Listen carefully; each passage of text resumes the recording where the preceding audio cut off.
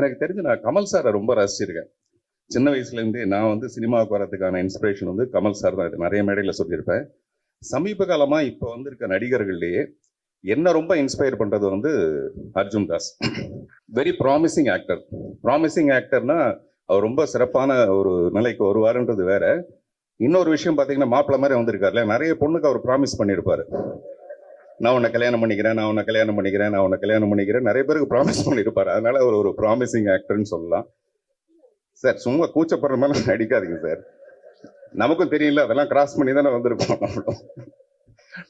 நீங்க good bye டாக்லி பார்த்தீங்கன்னா, எல்லாரும் வந்து அஜித் சாரை ரசிச்சிட்டு இருக்கும்போது நான் நினைக்கிறேன் அஜித் சார் படம் பார்க்கும்போது அர்ஜுன் தாஸை ரசிச்சிருப்பாருன்ட்டு. ஏன்னா அப்படி ஒரு காம்படிஷன், அப்படி ஒரு பியூட்டிஃபுல்லா பண்ணியிருந்தாரு அந்த படத்துல.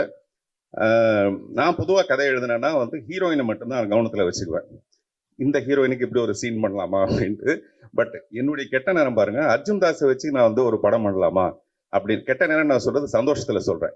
ஹீரோயின் எல்லாம் மறந்துட்டு ஒரு ஹீரோவை சென்டர் பண்ணி அர்ஜுன் தாஸை சென்டர் பண்ணி ஒரு படம் பண்ணலாமா. நான் அர்ஜுன் தாஸ் கூட நேற்று சொன்னேன் அதுக்கான வாய்ப்பு. இப்பவே அவர் சொல்றாரு ஜூன் வரைக்கும் டேட் இல்லைங்கன்றாரு. இந்த படம் வந்ததுன்னா 27 ஜூன் வரைக்கும் டேட் இல்லைன்னு சொல்லுவாரு. சில நேரத்தில் தோத்து போனா கூட பரவாயில்ல, நம்ம ஆசைப்படுறதுல ஒன்றும் பெரிய தப்பு இல்லை. அதனால நான் கதை சொல்றேன்.